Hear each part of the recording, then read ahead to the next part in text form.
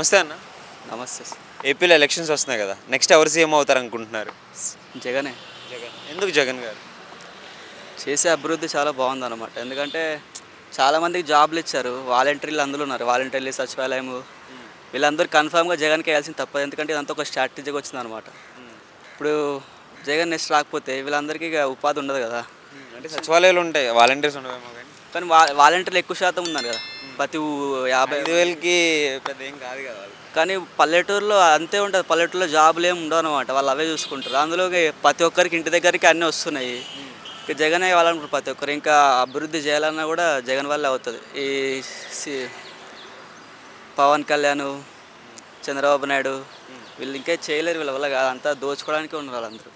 వాళ్ళ వల్ల ఏం అవ్వదు. మరి జగన్ వచ్చిన తర్వాత రోడ్స్ బాగాలేదు, అసలు డెవలప్మెంట్ లేదు. పథకాలు అయితే అందుతున్నాయి కానీ రోడ్లు కానీ ఇవన్నీ ఏం బాగాలేదు అంటున్నారు. మళ్ళీ రేట్స్ అన్నీ పెరిగినాయి అంటున్నారు. ఇచ్చింది ఇంకా గెలిచింది 2 సార్లే కదా, ఇంకా అంతలో అన్నీ అవుతాయా? కొంచెం టైం పడుతుంది. ఏదైనా వాళ్ళు అన్నీ ఒకటిసారి అవ్వాలంటే అవ్వదు కదా. అంతకుముందు వాళ్ళు వేసిన రోడ్లు ఉన్నాయి కదా, అవన్నీ ఒక జస్ట్ అట్లా వేసారు అంతేనా? వాళ్ళని కూడా ప్రశ్నించాలి కదా. ఇంకా ఇప్పుడే కొత్తగా ఏర్పడుతుంది కాబట్టి రాష్ట్రం అన్నీ స్లోగా డెవలప్ అవుతాయి. అన్నీ ఒకటేసారి రావాలంటే ఏది కాదనమాట. అన్నీ కొంచెం వెయిట్ చేయాలి, చూసుకొని గెలిపిస్తూ ఉంటారు. జగన్ మిస్ చేసుకుంటే మాత్రం చాలా కష్టాలు పడతారు మళ్ళీ ఆంధ్ర. అంటే మళ్ళీ చంద్రబాబు నాయుడే రావాలని అంటున్నారు చాలామంది. ఎందుకు ఏం చేయాలంటే మొన్ననే స్కామ్ అమరావతి ఆపేశారు కదా. అమరావతి ఒకటి అయిపోతుంది అన్న డెవలప్మెంట్. మిగతా అన్నీ ఇంకా ఇప్పుడు 3 రాష్ట్రాలు 3 వేస్తే క్యాపిటల్స్ 3 వస్తాయి అంటున్నారు. దానివల్ల నష్టం ఏముంది? మంచిదే కదా జరిగేది. ఇప్పుడు ఆంధ్ర అంటే చిన్నగా ఉంది, ఏమన్నా చాలా పెద్దగా ఉంది. అందరికీ అమరావతికి పోవాలన్నా, ఇక మిగతా వాళ్ళ దగ్గర పోవాల్సిన అవసరం లేదా? అన్ని డెవలప్మెంట్ అవ్వడమే చాలా మంచిది. అంటే క్యాపిటల్ ఒకటే పెట్టి మిగతా కూడా డెవలప్ చేయొచ్చు కదా. క్యాపిటల్ పేరుతో కాకుండా మిగతా కూడా డెవలప్ చేయొచ్చు కదా. చేయొచ్చు, కానీ అమరావతి అనేది జస్ట్ దానికంటే వైజాగ్ ఇంకా బెటర్ కదా అన్న. డెవలప్ చేసుకోవచ్చు, బీచ్ ఉంటుంది, అన్నీ ఉంటుంది, ఇంకా మంచిగా ఉక్కు ఫ్యాక్టరీలు అన్నీ ఉన్నాయి.